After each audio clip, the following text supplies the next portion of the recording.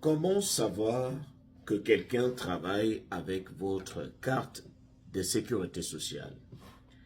Les amis, bonjour. J'espère que vous allez bien. C'est le général Alligator, créateur de la mentalité Alligator depuis les États-Unis. Les amis, je vous avais dit la dernière fois que l'une des cartes les plus importantes, c'est la carte de sécurité sociale. Je peux même dire que c'est la carte la plus importante ici.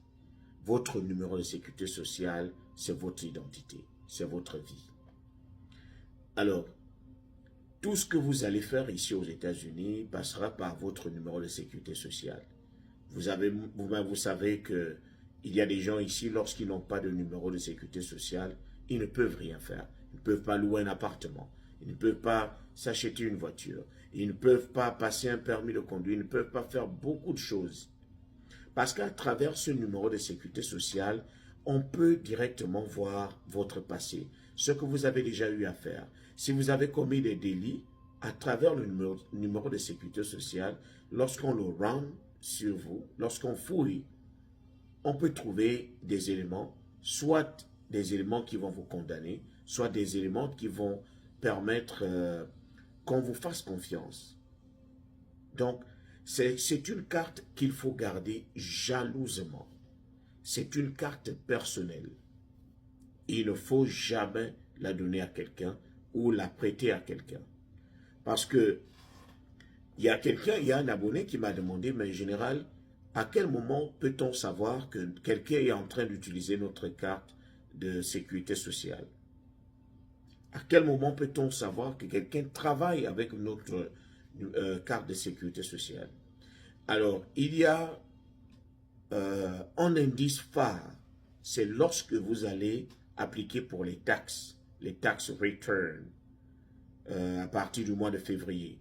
Chaque mois de février, on applique pour les taxes. Et si vous remarquez que lorsque vous appliquez pour les taxes, le gouvernement vous écrit en vous disant, mais vous avez déjà perçu vos taxes. Alors que toi, tu sais très bien que tu n'avais pas encore perçu les taxes. Ça veut dire que quelqu'un d'autre a déjà violé ta carte. Quelqu'un d'autre travaille avec ta carte de sécurité sociale et il se tape de l'argent dessus. Il y a aussi, quand quelqu'un vole votre carte de sécurité sociale, il peut aller faire des dégâts en votre nom. Et ça retombe sur vous. Il peut aller prendre les cartes de crédit dans les banques. Il y a des moments où vous recevez, là où vous restez, il y a des moments où vous recevez des cartes de crédit. On vous dit non, vous avez été approuvé, vous avez été accepté par telle ou telle banque pour obtenir telle ou telle carte de crédit. Parfois, ce sont des erreurs. Parfois, les banques envoient seulement ça pour rien. Mais il y a aussi des moments où c'est un message pour vous dire de faire attention, de vérifier vos informations. Parce qu'il arrive que les gens aillent contracter des cartes de crédit en votre nom, avec votre numéro de sécurité sociale. Et lorsque les problèmes vont arriver, ces problèmes vont retomber sur vous parce que c'est votre carte de sécurité sociale qui a été engagée. Et c'est ça l'inconvénient. Donc, avant de penser à remettre votre carte de sécurité sociale à quelqu'un, il faut penser aussi aux inconvénients. Avant de prétendre aller travailler avec la carte de sécurité sociale de quelqu'un, il faudrait que vous maîtrisiez les tenants et les aboutissants de cette carte-là. Ce n'est pas une carte qu'on néglige. On devrait la protéger. Moi, je conseille toujours, même aux gens, lorsque vous avez une carte de sécurité sociale, laissez-la à la maison. Baladez-vous avec votre pièce d'identité.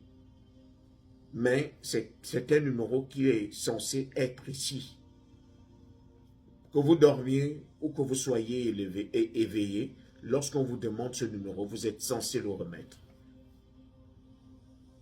Donc, c'est votre identité et c'est à protéger jalousement.